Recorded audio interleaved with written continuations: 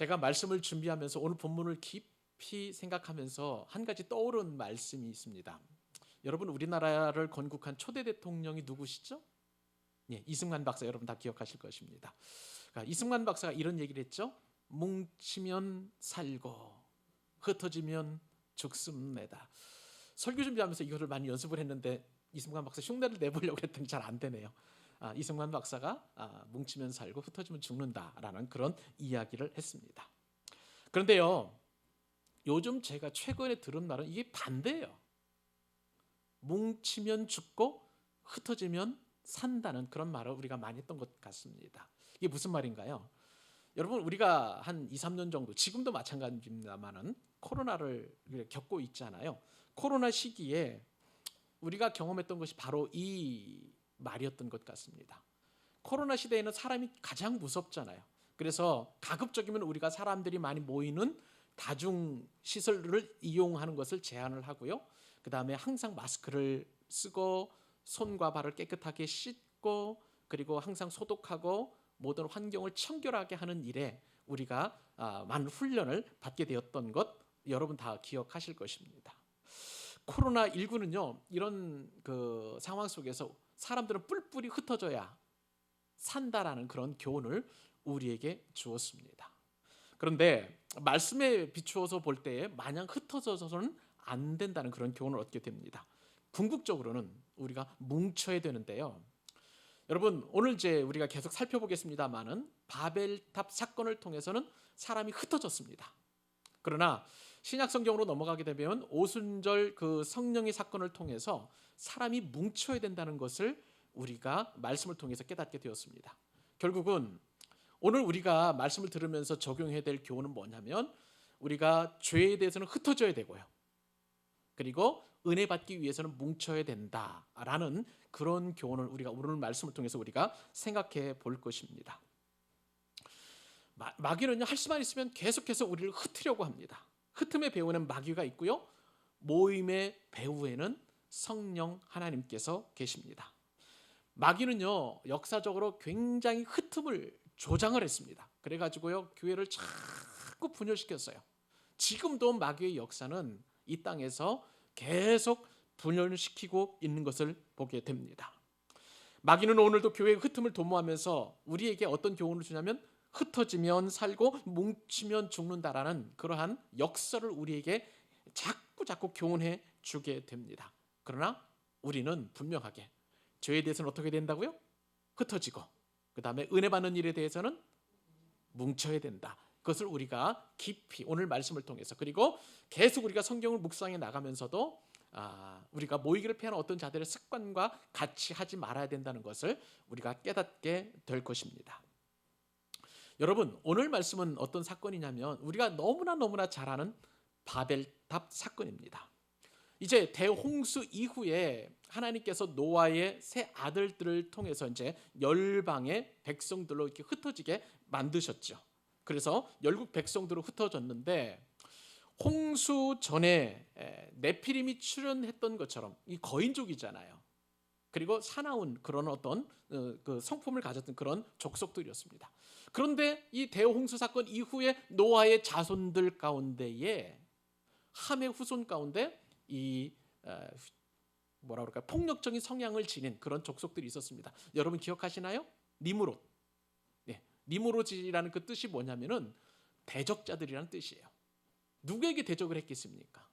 하나님을 대적하는 그런 족속들이 계속 일어나서 이제 오늘 보면 이 족속들의 후손들이 바벨탑을 쌓고 하나님을 대적하는 그런 사건이 오늘 본문 가운데 이제 기록되어 있습니다.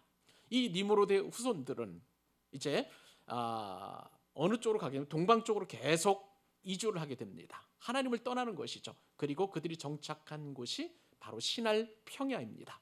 시날 평야가 여러분 바벨론으로 보시면 되겠습니다. 그 지역이 바벨론 지역이었어요. 바벨탑을 쌓기 전까지 인류에게는요, 어떠한 은혜가 있었었냐면 언어가 하나였어요. 말이 하나였습니다. 그러니까 이 말이 하나이니까 서로 소통이 잘 되는 거예요. 연합도 잘 되었던 것입니다. 근데 이 연합과 소통이 잘 되는 그러한 장점을 가지고 하나님을 영화롭게 하고 하나님을 예배하고 하나님을 찬양하고 또 뭐라 그럴까요? 정말 형제들을 섬기는 아름다운 그 꿀송이 같은 말로 축복하고 또 그리고 격려하는 그런 말을 했으면 참 좋았겠습니다만은 하나님을 대적하는 일에 말이 하나 된 것과 언어가 하나 된 것을 사용해서 하나님을 대적했다는 거예요. 그들은 하나님께서 허락해 주신 무지개 언약을 믿지도 않았습니다. 또 그리고 대홍수가 왜 일어나는지, 그 사람들의 포악함에 땅이 충만했기 때문에 하나님께서 이 인류를 멸하실 수밖에 없었다는 그 사실도 까마득하게 잊어버렸던 거예요. 그러면서 하나님을 대적하고 우리가 다시는 홍수로 인해서 멸함을 받지 말자 하면서 바벨탑을 쌓았던 것을 보게 됩니다. 여러분, 오늘 마지막 말씀에 바벨의 뜻이 나와 있어요. 9절 말씀을 보니까 어떻게 했냐면 그 이름을 바벨이라 하니 이는 여호와께서 거기서 온 땅의 언어를 어떻게 하셨다고요? 혼잡하게 하셨다. 이 바벨이라는 뜻이 바로 혼잡이에요. confusion, 혼란스러운 거예요. 뒤섞여 있는 것을 말하는 것입니다. 그렇게 바벨탑을 쌓고 그리고 혼잡하게 되었던 것을 보게 됩니다. 우리는요, 이 바벨탑 사건을 통해서 사람이 스스로 높아지려는 교만, 그리고 자기 자신을 드러내려는 교만, 자랑하고 싶은 그 교만이 죄인의 특성인 것을 우리가 깨닫게 될 것입니다. 죄인이란 무엇인가요? 죄인이라는 것은 피부색과 언어와 문화가 아니라 하나님을 경외하는 사람과 그리고 경외하지 않는 사람들 가운데에 바로 하나님을 경외하지 않는 모든 사람들이 죄인이라는 것을 우리가 절실하게 깨닫게 되는 것입니다. 어디든지 하나님이 살아계심을 믿고 하나님을 경외하는 사람들이 있는가 하면 반대로 하나님을 떠나려고 하고 하나님을 배반하려고 하고 하나님을 거역하는 사람들이 있다는 거예요. 이것은 인류의 그 역사 이래로 지속적으로 지금까지 계속되어 왔던 것입니다.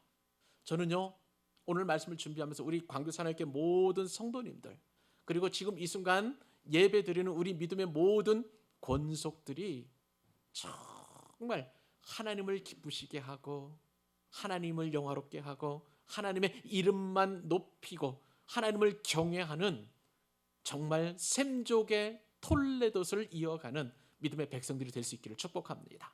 그런 간절한 마음으로 오늘 말씀을 준비했는데요, 함께 같이 은혜를 나눌 수 있기를 바랍니다. 오늘 하나님께서 주시는 두 가지 교훈이 있어요. 오늘에는 이제 이 본문을 가지고 우리가 두 가지 교훈을 살펴볼 텐데, 첫 번째 교훈은 무엇이냐면 하나님을 피하려 하는 바로 그 장소에, 바로 그 시간에, 바로 그곳에 하나님께서 계신다는 것입니다. 자, 결론은 뭡니까? 하나님을 우리가 피할 수 있다는 거예요? 피할 수 없다는 거예요? 없다는 거예요. 예, 오늘 그것이 첫 번째 우리가 살펴볼 교훈이 되겠습니다. 자, 여러분에게는 한 가지 장점들이 있을 거예요. 우리에게 장점이 있다는 것은 복 중에 복인 것입니다. 어떤 사람은 말을 참 잘해요. 예쁘게 말하고 착한 말을 하고 격려하는 말을 하는 분들을 보면 얼마나 큰 장점이고 그것이 얼마나 큰 복인지 모릅니다. 어떤 분들은 또한 글을 잘 써요. 어떤 사람들은 손재주가 참 좋아요. 어떤 사람들은 또한 또 다른 장점이 있어요. 미모가 탁월하든지 아니면 공부를 잘한다든지 아니면 뭐 사업의 수완이 좋다든지 또 여러 가지 인간의 처세술 같은 그런 어떤 능력이 많다는 것은 굉장히 큰 복 중의 복이라고 할 수가 있겠습니다. 하나님은요, 모든 사람들에게 장점을 다 주셨어요. 장점 없는 사람이 아무도 없습니다. 자, 오늘 그런데 사람들에게, 각 사람이 아니라 모든 인류에게 하나님께 주신 큰 장점을 주셨는데 그것은 말이 하나라는 거예요. 자, 오늘 1절 말씀 같이 한번 읽어볼까요? 한 목소리 읽습니다. 자, 시작. 온 땅에 언어가 하나요, 말이 하나더라. 여러분, 말이 하나라는 거예요. 자, 우선 여러분 보십시다. 말은 사람이 만들어낸 것인가요? 하나님께서 창조하신 것인가요? 하나님의 창조물이에요. 그렇죠? 자, 하나님께서는요, 말씀으로 온 우주 만물을 창조하신 줄로 믿습니다. 하나님은 말로 창조하셨어요. 근데 그 말씀의 창조의 그 권능과 은혜를 누구에게 주셨냐면 하나님의 형상을 닮아 창조된 우리 인간들에게 이 말을 주셨습니다. 그것도 선물로 주신 거예요. 이 말이 바벨탑 사건 이전까지는 오늘 본문에 보니까 하나였다. 모든 사람들이 한 말을 했다라고 그렇게 성경에 기록되어 있습니다. 생각을 해보았어요. 그 당시 사람들은요, 국어만 배우면 되었습니다. 지금처럼 영어도 배워야 되고 불어도 배워야 되고 일본어도 배워야 되고 중국어, 스페인어 뭐 다양한 언어를 배우지 않아도 누구나 다 소통할 수 있고 누구나 다 말을 할 수 있는 참 큰 인류의 장점이라고 할 수가 있겠습니다. 지금처럼 우리가 다른 나라의 말을 배우기 위해서 밤새워서 공부할 필요가 없었던 것을 보게 돼요. 저는요 고등학교 다닐 때에 영어를 배웠습니다. 그리고 제2외국어로 불어도 배웠습니다. 그리고 또 신학교에 가니까 이제는 성경 언어인 히브리어와 헬라어를 배우게 되었고요. 논문을 쓰려고 하다 보니까 독일어도 배웠습니다. 근데요 제가 한국말 이외에 제대로 듣고 말하고 쓸 수 있는 게 아무것도 없는 거예요. 그냥 뭐라 그럴까요? 학점 받으려고 공부하려고 했던 것 그거밖에는 제가 아무것도 아는 것이 없어요. 불어를 배웠습니다마는 불어도 그냥 뭐 주댐무 당신을 사랑합니다 그런 거 그다음에 뭐 봉주 뭐 안녕하세요 뭐 이런 것들 그런 것 기본적인 단어밖에 모르겠고 하나도 기억나는 것도 없습니다. 여하튼 참 그때 생각을 하면서 밤새워서 공부하고 단어 외우고 했던 것을 생각을 해보면 바벨탑을 쌓은 그 인류가 원망스럽습니다. 여러분들 어떻습니까? 언어가 쉬우세요? 어려우세요? 어렵죠. 요즘 한국말도 제대로 알아듣기 어렵잖아요. MZ세대의 말들은 말을 막 축약하잖아요. 뭐 낄끼 빠빠 낄 때 끼고 빠질 때 빠지는 거 뭐 이런 것들 줄여서 하는 말들 이런 것들을 우리가 알아듣지 못하는데 한국말도 제대로 못 알아듣는 상황에서 어떤 때는 외국어도 알아야 되고 어떤 때는 저 같은 경우 성경 원어도 자꾸 이제 공부를 해야 되니까 이런 것을 생각을 하면 언어가 참으로 쉽지 않다 어렵다는 것을 우리가 익히 알게 되는 것입니다. 자 이렇게 하나님께서 말을 하나로 주신 그런 축복인데 왜 하나님께서는 모든 사람들의 말을 하나로 말이 하나고 언어를 하나로 주셨을까요? 아마 두 가지 이유가 있을 것입니다. 하나는 하나님을 예배하고 하나님을 찬양하는 데 쓰라라는 그런 목적으로 하나님께 주신 은혜라고 좀 할 수가 있겠고요. 또 하나는 마음의 단, 뿔송이 같은 말로 형제와 이웃을 사랑하고 격려하고 축복하라는 말로 하나님께서 주신 줄로 믿습니다. 그런데 죄로 부패하고 그리고 아담의 후손된 우리에게는 이 축복의 언어인 축복의 말을 어떤 하나님을 영화롭고 하나님을 예배하는 일에 쓰는 것이 아니라 저주하고 또 그 다음에 험담하고 그리고 나쁜 그리고 하나님을 반역하는 일에 이 말을 사용하게 하는 것을 보게 됩니다. 사람은요 어려서는 그렇게 독한 말을 하지 않는 것 같습니다. 어린아이들의 말을 잘 들어보면 사랑의 말을 해요. 엄마 아빠 사랑해요. 그리고 고마워요. 그리고 뭐 정말 한마디 한마디가 너무 예쁘잖아요. 우리가 누구가 다 공감하는 거 아니겠습니까? 그런데 이제 점점점 나이가 먹어서 세월의 때가 끼게 되면 이 말이 자꾸 오염이 되는 거예요. 죄로 오염이 되고 그리고 나쁜 말을 하게 되는 것을 보게 됩니다. 때로는 반말을 합니다. 때로는 욕을 합니다. 때로는 저주를 합니다. 때로는 또한 그 뭐라 그럴까요? 이 어린아이가 이제 어른이 되면은 음란의 말도 하고 때로는 악한 말을 하게 되는 것을 보게 됩니다. 나아가서 이제 이 언어가 어떤 용도로 쓰이게 되냐면 마음에 맞는 사람들이 똘똘 뭉쳐가지고 악을 도모하는 일에 이 언어를 사용하고 있는 것을 보게 됩니다. 이것이 바로 죄로 오염된 사람들이 가지고 있는 그런 습성이라고 할 수가 있겠습니다. 심지어는요 믿음의 사람들로 부름받은 그런 사람들조차도 이 한 언어로 하나님을 원망하는 일에 이 말을 사용하는 것을 보게 됩니다. 근데요 하나님은 이것을 굉장히 싫어하시고 그리고 반드시 거기에 대한 보응을 하시는 것을 보게 됩니다. 이스라엘 백성들이 출애굽하면서 수많은 원망을 하나님 앞에 쏟아 올려버렸어요. 그랬더니 하나님께서 이렇게 말씀하십니다. 민수기서 14장 7절로 27절로 30절 말씀을 보니까 이렇게 성경에 기록하고 있어요. 나를 원망하는 이 악한 회중에게 내가 어느 때까지 참으랴. 이스라엘 자손이 나를 향하여 원망하는 바 그 원망하는 바를 내가 어떻게 했다고요? 들었노라. 하나님께서 다 원망하는 말을 들으신다는 거예요. 그들에게 이르기를 여호와의 말씀에 내 삶을 두고 맹세하노라. 좀처럼 맹세하지 말라고 말씀하신 하나님께서 하나님 스스로 맹세하시는데 너희 시체가 이 광야에 다 엎드러질 것이며 너희 중에서 20세 이상으로서 계수된 자 곧 나를 원망하는 자 전부가 여분네 아들 갈렙과 눈의 아들 여호수아 외에는 내가 맹세하여 너희에게 살게 하리라. 한 땅에 결단코 들어가지 못하리라. 원망에 대한 이 말을, 죄악된 말을 하나님께서 다 들으시고 반드시 보응하시는 것을 우리가 말씀을 통해서 깨닫게 됩니다. 근데 성경은요, 여기서 끝나는 게 아니에요. 이렇게 끼리끼리 악을 도모하는 일에 한 말을 하게 되면은 오늘 본문에 보니까 이것이 어떤 의미를 가지고 있느냐, 하나님과 점점 멀어진다라는 것. 하나님과 멀어지는 그 자체가 사실 죄잖아요. 죄와 더 가까워진다는 것을 말씀하고 있는 것을 보게 됩니다.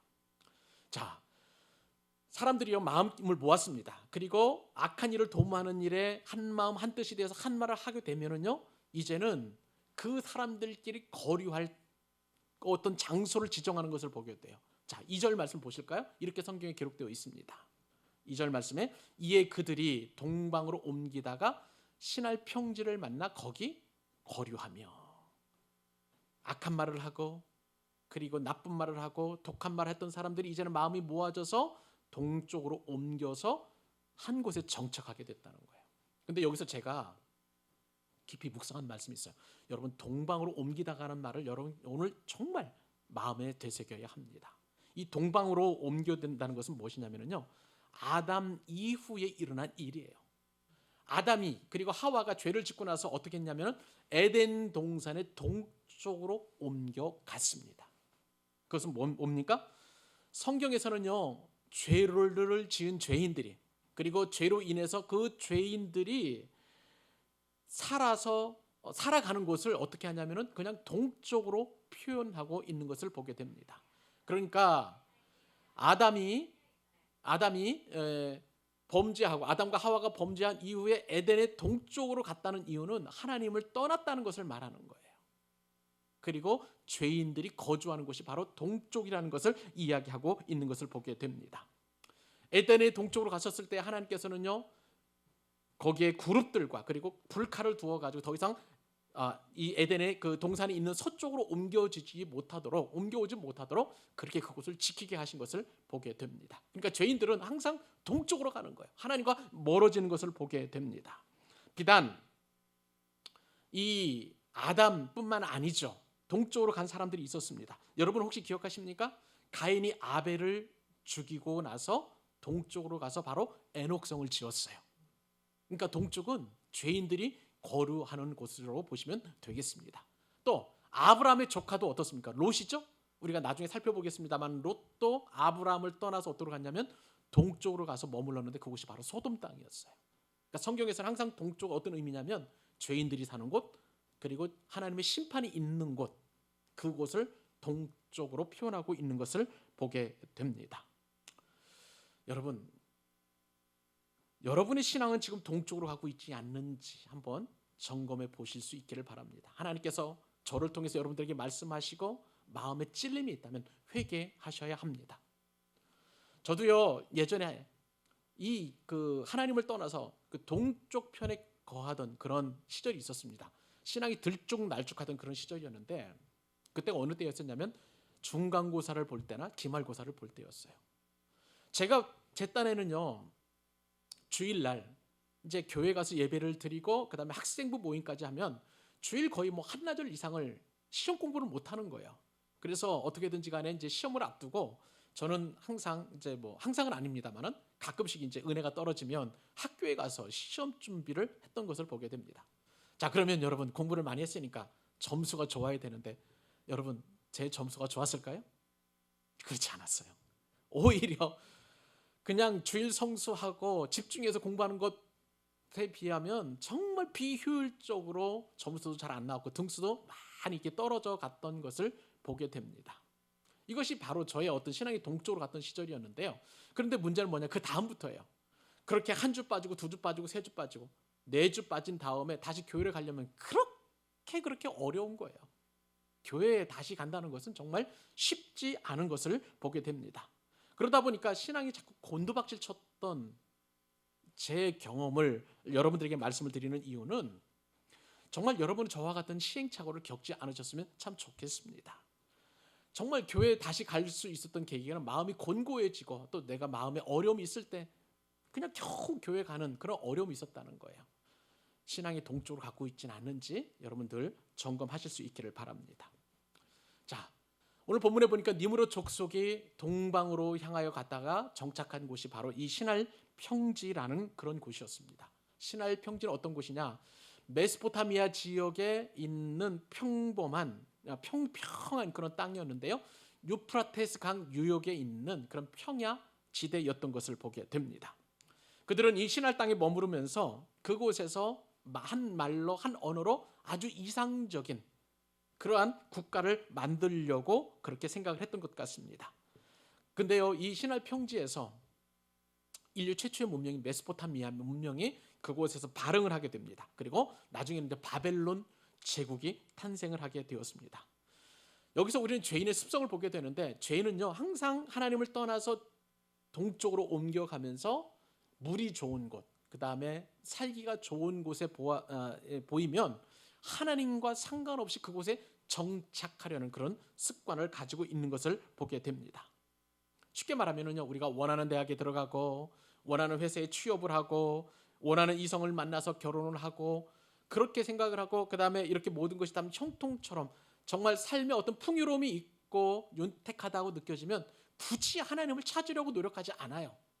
이것이 바로 신할 평지에 거하려는 우리들의 모습인 것입니다. 그러나 여러분, 사람이 하나님을 피하잖아요. 그곳에 바로 하나님이 계시는 줄 믿습니다. 우리는 점점 하나님을 멀리하고 하나님을 피해서 저 하늘에 올라가려고 하고 그리고 저 바다 끝이나 땅 끝에도 거하려고 하지만 놀랍게도 하나님께서 그곳에 계신다는 거예요.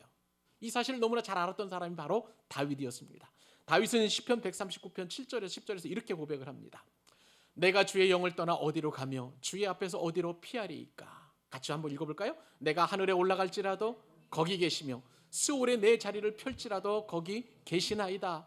내가 새벽 날개를 치며 바다 끝에 가서 거주할지라도 거기서도 주의 손이 나를 인도하시며 주의 오른손이 나를 붙드시리이다.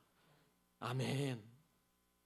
그래요 여러분, 내가 하나님을 피해서 간 것 같지만 그러나 하나님은 바로 그곳에 계시는 줄 믿으시기 바랍니다. 놀라운 사실이 있어요. 여기서 우리가 하나님의 은혜를 한 번 더 경험하게 되는데, 우리가 동쪽으로 피하잖아요.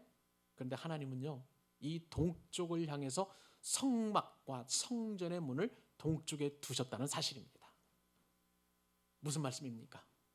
하나님께서는요 저 죄인들을 바라보시면서 죄인들이 항상 돌아오시기를 기대하시면서 동쪽에다 성막문을 두셨어요. 성전의 문을 두셔서 바로 그곳으로 죄인이 올 수 있도록 항상 문을 열어놓고 계신다는 사실이에요. 그래서 하나님께서는 이 성막과 성전 동쪽에 있는 문을 통해서 성소를 거쳐 지성소에서 하나님을 만나시도록 그렇게 은혜를 주시는 것입니다. 여러분, 그 동쪽 문이 바로 예수 그리스도이심을 믿으시기 바랍니다. 성막과 성전의 문이 하나밖에 없다는 사실은요, 하나님께 이르는 문이, 하나님께 이르는 길이 오직 예수님이심을 말씀하신다는 사실입니다. 예수님이야말로 하나님께 이르는 유일한 길임을 믿으십시오. 예수 그리스도만이 하나님께 이르는 유일한 길임을 믿으실 수 있기를 바랍니다. 예수님은 의인이 아니라 바로 우리와 같이 하나님을 떠나서 동쪽으로 도망가려는 죄인을 위해서 우리에게 오셨어요. 그렇기 때문에 우리는 동쪽 문이신 그 예수님을 늘 바라보면서 하나님 앞에 나아가야 될 줄로 믿습니다. 여러분, 이제 2월이에요. 벌써 올해가 시작된 지 한 달이 지났고 새로운 2월달 한 달이 되었습니다. 여전히 우리는 문제 가운데 있으면서도 하나님께 나아가기를 게을리하고 있다면 여러분, 회개하고 동쪽 문이신 예수님을 통해서 하나님께로 나아가실 수 있기를 바랍니다. 주님은요 우리를 향해서 문을 열고 계십니다. 그래서 요한복음 10장 9절에서 이렇게 말씀하셨어요. 내가 문이니 누구든지 나로 말미암아 들어가면 무엇을 받습니까? 구원을 받고 또 들어가며 나오며 꼴을 얻으리라. 예수님께 들어가서 나오면 우리에게 생명을 주신다는 거예요. 영의 양식을 주신다는 거예요.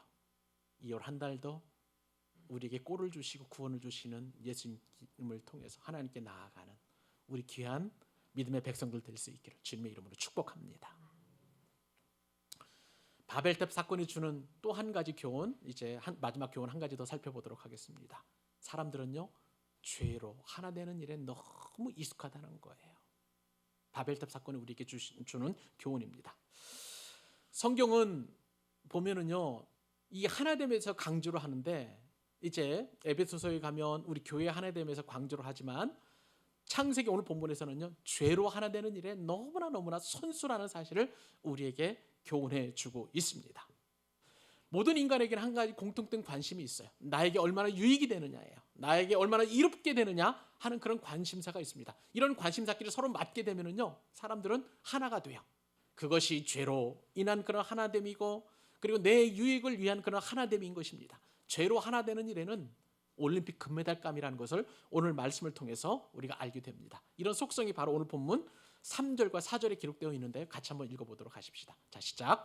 서로 말하되 벽을 만들어 견고히 굽자 하고 이에 벽돌로 돌을 대신하며 역청으로 진흙을 대신하고.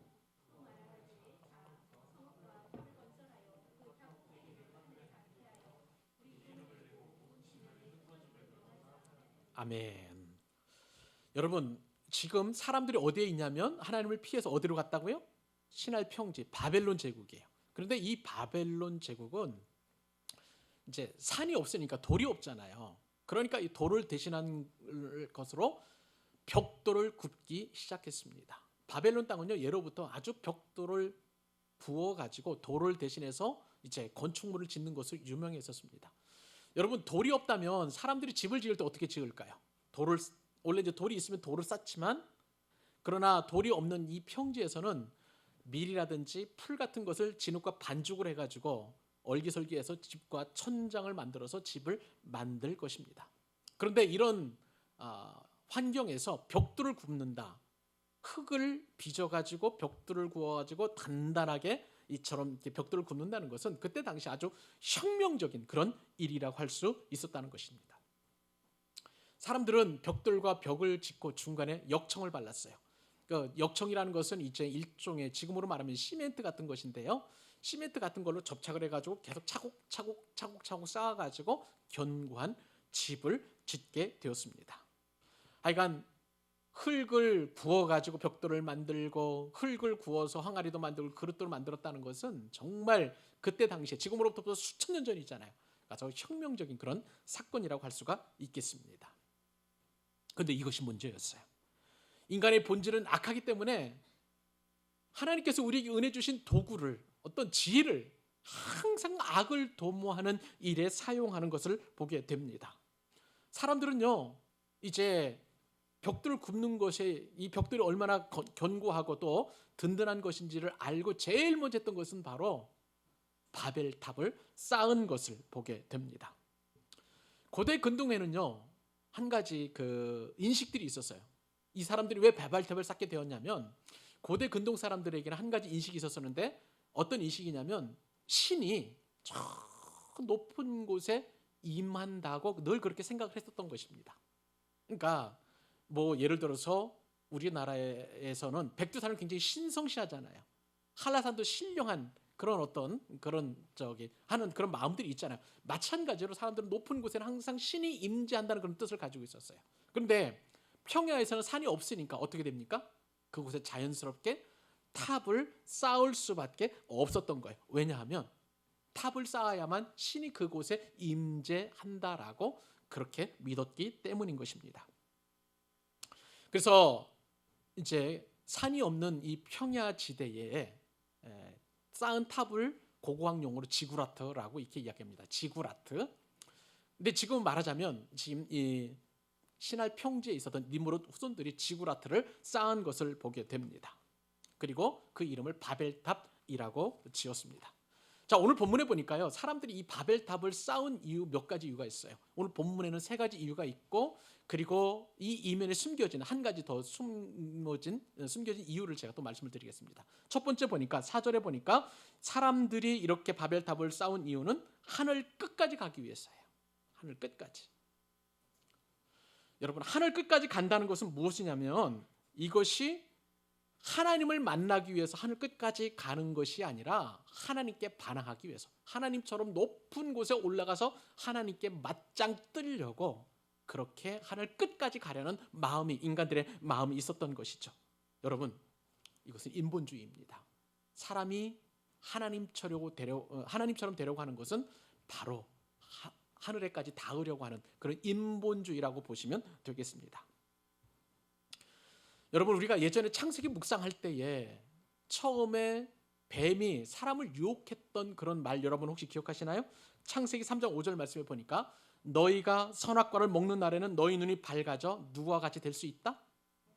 맞아요. 하나님처럼 될 수 있다라는 말을 했습니다.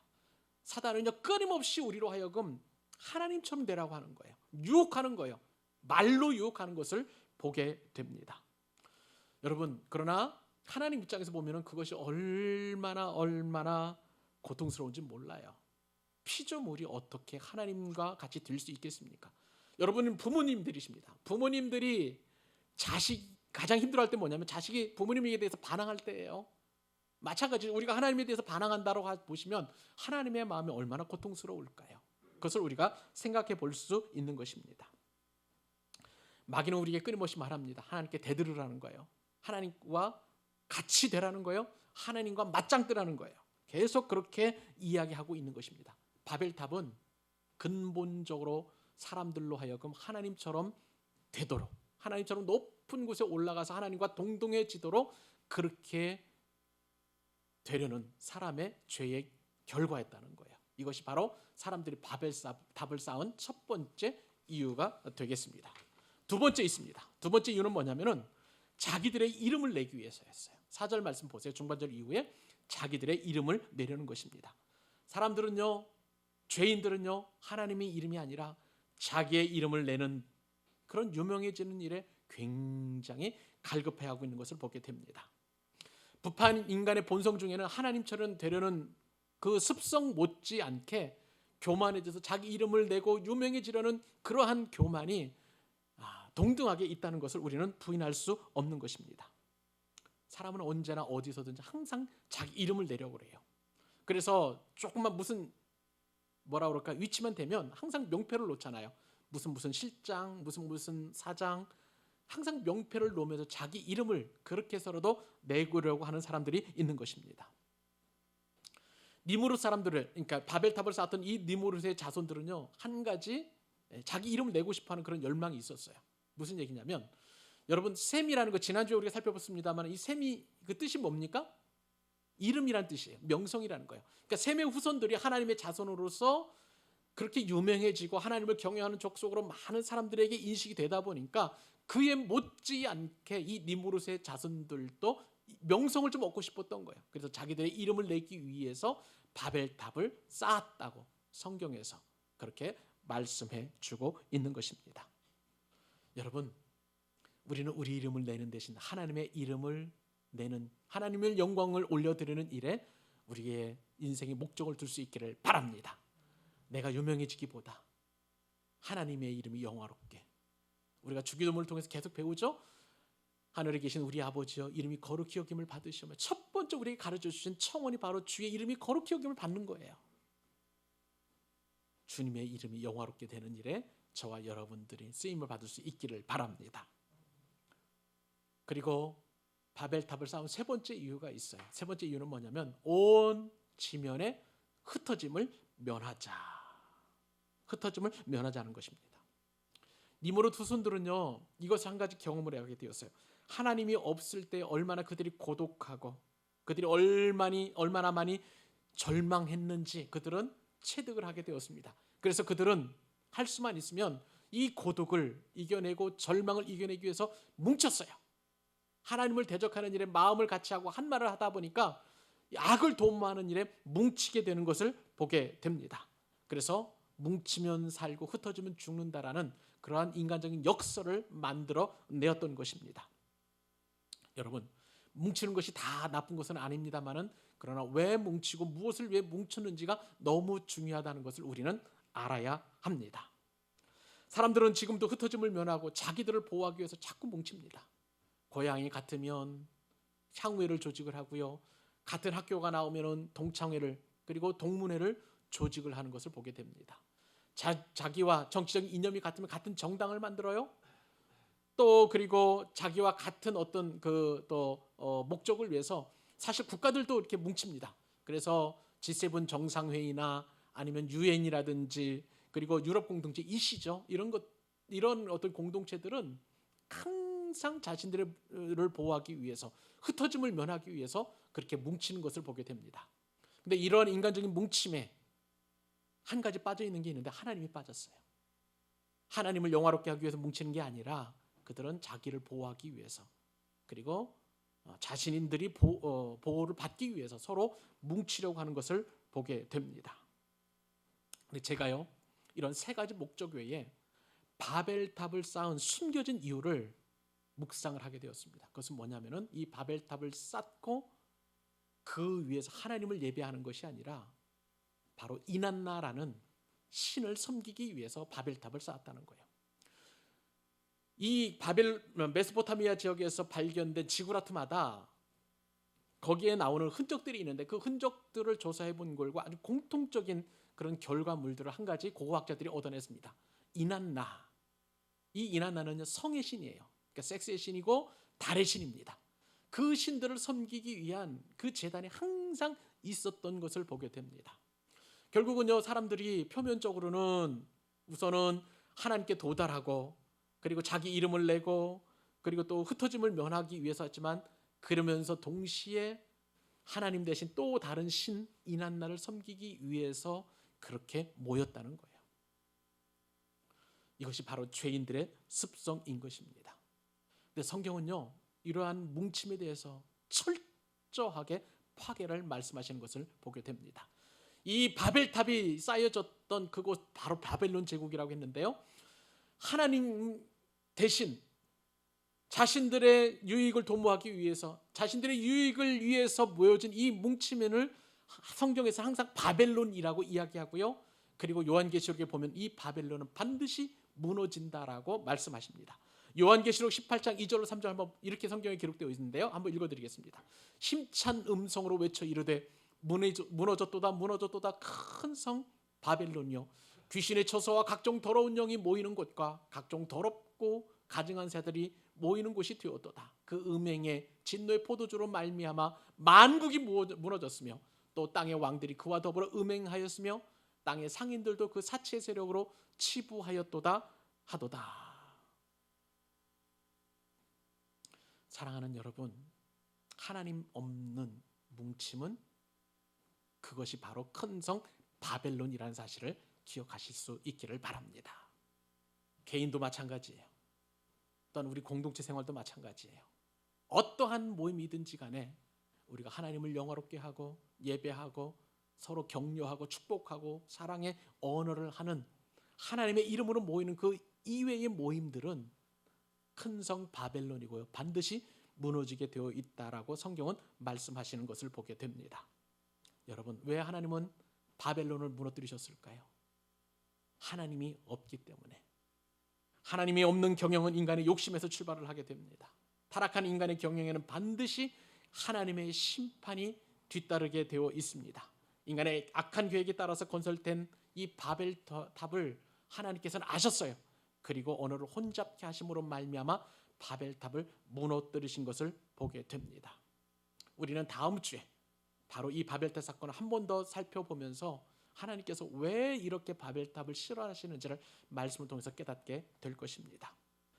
여러분, 바벨탑은 실패합니다. 그런데 실패의 원인은 어디에 있는지 우리가 면밀하게 살펴보아야 돼요. 실패의 원인은 딱 이거 한 가지입니다. 그것이 하나님으로부터 출발하느냐 아니면 인간으로부터 출발하느냐예요.